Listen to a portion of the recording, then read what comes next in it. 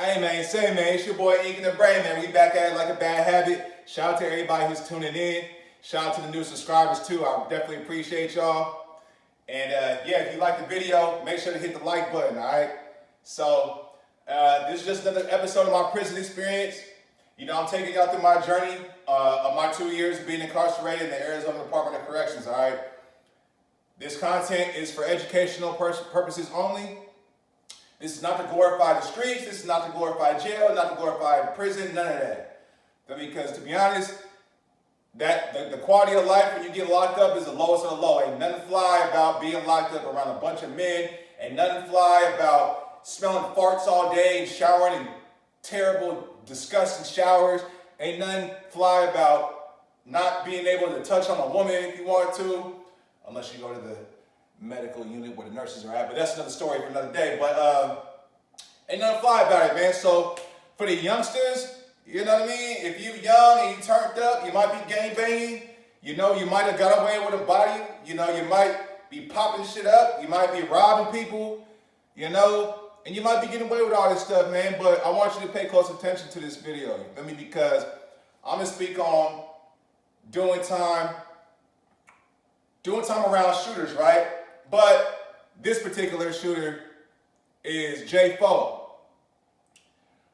right, so J4 is one of the most wild, most young, turned up youngsters that I've ever met in my life. I mean, on the streets or in the joint. He from San Diego. He a Rolling 40 Crib. So he in there, you know, for 15 years, you know what I'm saying? So this is how my introduction to J4 was, right? So as I mentioned in the last video, they roll us up, put us in the big cell. I take my mat, you know, they pop the door. Everybody's asleep at that time, so we just go in there and lay on the floor. So I'm laying on the floor next to the door. And then the chief and the OG black dude, they go on the other side, lay on the floor over there, and then the Chicano's next to me on the floor. So I'm just under the covers, sleeping. They pop the door for chow. We end up getting the chow, and then we eating chow. And then when we eating chow, you know, there's a little bit of talk, but it's still kind of quiet because it's like 6:30 in the morning or like 5:30 in the morning, whatever they serve. I forget what time they serve chow, but so I'm just peeping the scene. So I'm seeing, you know, X. He's in the far left corner on the top. If y'all peep my previous video, you remember X, right? He'll come in the story later. Rhino and Shadow, they sellies, they bunkies, they on the other corner on the left. And then right in front of me is J4, he on the bottom, and then Brusky, he from the city, he cool, he from San Francisco, he cool, he's from the Army. So I'm gonna protect his identity. I'm just gonna call him R, right? So, you know, but we all from California. So me, R, J4, Shadow, and Rhino, you know, we all from Cali. So as the day goes on, you know, we start kind of chit-chatting and, you know, we realize like we from Cali, you know, they all from Southern Cali except for me and R, we from the Bay shit. And, you know, so we start getting a conversation like, it's really a whole cell conversation, really. But, you know, since I'm fresh off the streets, you know, because I've only been in for like not even 2 weeks at this. No, it's been more than 2 weeks. It was like I've been down like maybe 17, 18 days at this point, right? So, you know, they're asking me about like, oh, what's hot on the streets, like who's popping, you know what I mean? And you know, I'm telling them about Mozzie. Of course, they know about Mozzie, but I was telling J4 about Briss, and I don't know if y'all ever heard of Briss. RIP to Briss, but Briss is or was a Sacramento rapper. He was on the come up, and he had just got killed like 3 months prior to me getting locked up. But he going crazy though. Briss slaps. So I'm listening to Briss like all day, every day, literally. Like I was on Briss straight for like 3-4 months straight. Like after I found out about him, and I'm telling them about Briss's songs.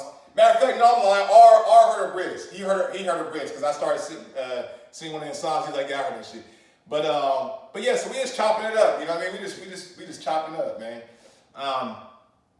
Cause you know, in reception, man, it's literally like the hole. It really is, because you're locked down 24 hours a day. The only time you're gonna come outside is for a count, which is basically they just pop the gate and you walk outside and line up near the wall and they just call your name and walk you right back in. Or if you go to the shower, which is once every 3 days, and you go in with your whole cell. So yes, our whole cell, 20 men go into this one shower and you're all in there with 20 men. Yes, that's, maybe I'll talk about that later, but yes, that's how it is. So yeah, so it's basically the whole, so we in there chopping it up, man. You know what I mean? So we chopping up about everything. We talking about like just our cases, you feel me? We talking about women, we talking about, you know, music. Man, look, we talk about everything, right? I never laughed. The hardest I've ever laughed in my whole life was in that cell, and I'll touch on that later. So we just chopping it up, right? And then, yeah, man. So you know, I'll kind of, cause see, I could talk about this for hours and hours. You know, it's so much to talk about, but pretty much, okay, what landed J-Fo to get this time, right? So as the days go on, you know, we start building a real good rapport, and Rhino, you know what I mean, he, like I said, he real active, like he a game banger, he a Serrano, you feel me, and he actually did 8.5 years in California. And actually, just as a side note, if you guys are facing time in California, really on the whole West Coast, but like from what I know, the prison politics are exactly the same in California and Arizona. You know what I mean? So as I share my experiences with you on my channel, God forbid if you guys face some time in California, the politics are going to be the same as far as the racial segregation and the politics go, right? But again, that's a story for another day. But so yeah, so you know, so we was chopping up, man. But so J-Fo, he had 3 cases. He had like a robbery case, and he told us about all this shit. Like we talk about all this shit, but he had a robbery case where him and his partner had robbed somebody. J-Fo had beat him in the head with a pistol. It was an ugly scene. So he told on him, so he got booked for that. And then he had caught some other case. I forget off the top of my head what the other case was, but I want to say it wasn't that serious of a case. But he was facing like 4 years already, right? But then the big case happened. Now the big case, from what he was saying, was like because he was dealing with this with somebody he considered like his brother, like, but he was like a white dude, but it was like his brother, right? He introduced him to his mom and everything. Man, long story short, dude and 2 other people pull up on J-Fo and his partner when J-Fo is with his partner to buy some tree. Well, things go left. Dude hop in the car and speed off. So J-Fo and his partner, they hop in their car and chase after him. And what happened was they was driving on a main street in Sierra Vista, Arizona, right? And again, I'll post the links in the comment. Just, this is no cap. Just click the link and you can read it for yourself. But he driving down the street and he out the window on some, like the way he's describing it is all some damn movie shit. He out the window just flocking at the car. He had a 40 with a 30 stick on it. And he just letting it blow at the car, right? So he tagged the car up. Now, I could be wrong, but I could have sworn he said he hit dude in the shoulder because there was blood on the headrest and all that. But when I was reading the articles, I didn't see where dude got hit. But I'm not saying J-Fo lying. You know, sometimes articles can be wrong because they actually had my article wrong. So, you know, but yeah. But the main thing that really got J-Fo bland was that it was on a busy street. So when he's flocking at the car, the bullets are penetrating. There's a mobile home residential area, and the bullets are penetrating some of the homes in there. And there was also a gas station in the area, and some of the bullets were flying over there too. And some of the bullets had went through like it went through a house where like a child was. Thankfully, nobody got hit, you know, in the house or nothing. But yeah, it was a big deal. So long story short, that's what he got booked for. Now, I don't know exactly how he got booked, like how he got caught, but he ended up getting booked for that, right?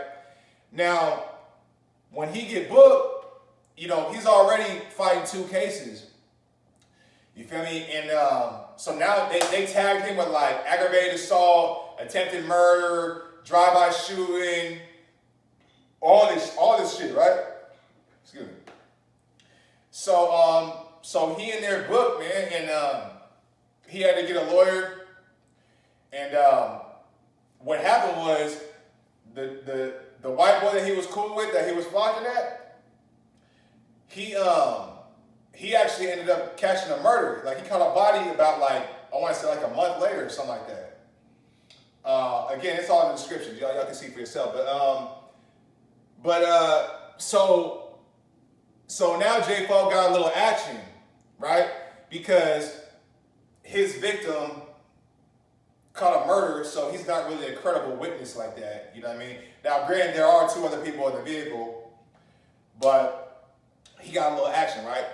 So basically, he ended up copping out to 15. He copped out to 15, plus he got 5 years for the previous 2 charges prior to that. So he got to do 15, and then he got to do 5 years intensive probation services, right? And IPS ain't no joke, right? I've never been on IPS, but Rhino knows about IPS, and Rhino was telling him about IPS, because IPS is, it's intensive probation, so you have to document literally every single minute, every hour of your day. Well, I don't know about every minute, but you have to document like every hour of your day.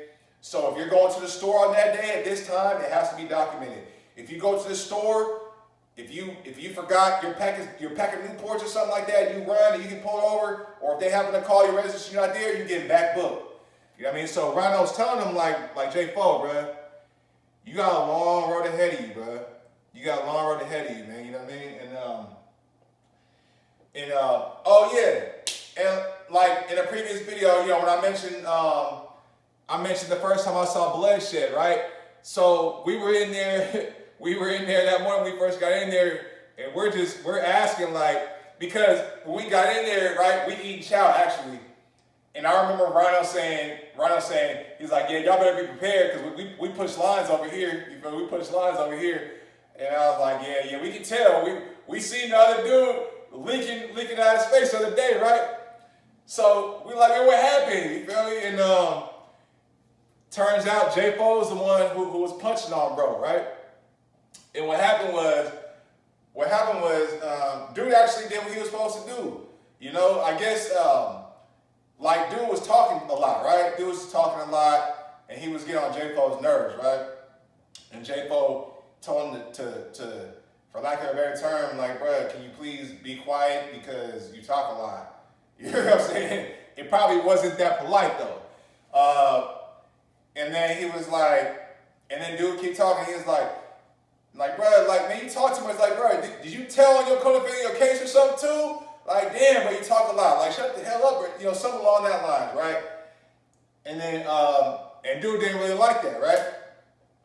And then he's like, bro, he's like, what you trying to say, man? I'm a snitch or something like that. He's like, bro, don't call me a snitch or something like that. And then J. Fo, you know, he's young, he's 19 years old, so he's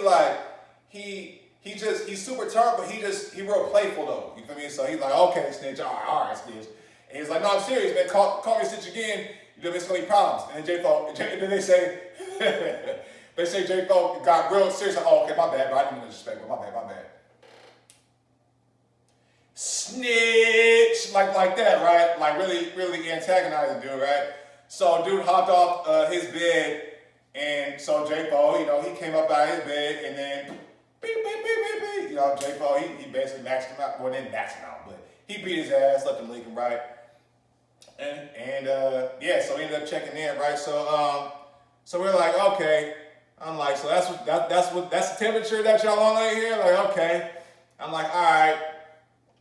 But it is what it is. I mean, you can't stress over this. If you get locked up and hit a bad set or hit a bad pod where niggas get maxed out, you feel me?